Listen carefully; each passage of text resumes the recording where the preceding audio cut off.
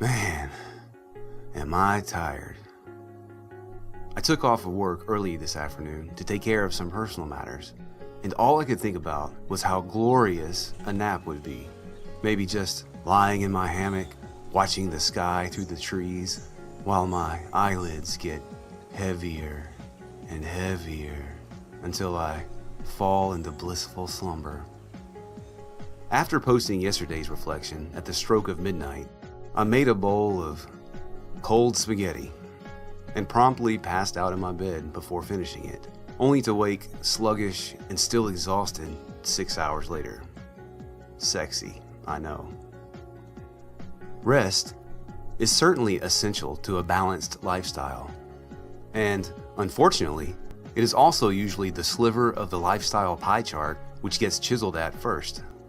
With somewhat the same bad reasoning, I suppose, that art programs are typically the first to be cut from public education budgets, because they are not essential to the academic development of students.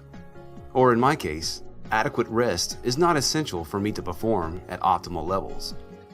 Baloney in both cases. Now don't get me wrong, I love sleep. Probably even more than I love a good art program. But my point is that it's not that I don't want to sleep or can't sleep.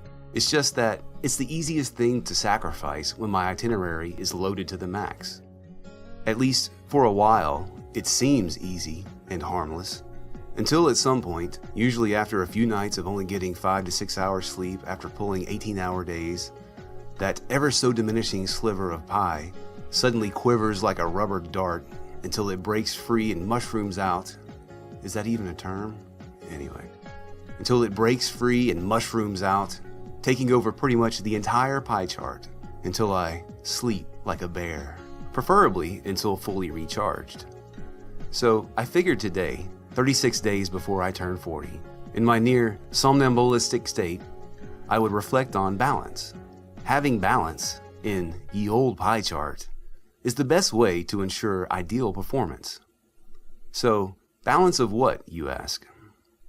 Well, I feel that in the simplest form of lifestyle balance, you have 3 primary equally divided pieces of pie: work, play, and rest.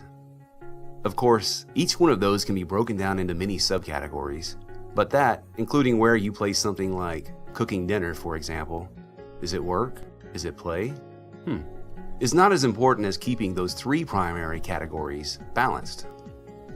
Any which way you imbalance or tip the scale on the 3 of those is a recipe for suboptimal performance. Work a lot and get plenty of rest but don't play enough? Burnout.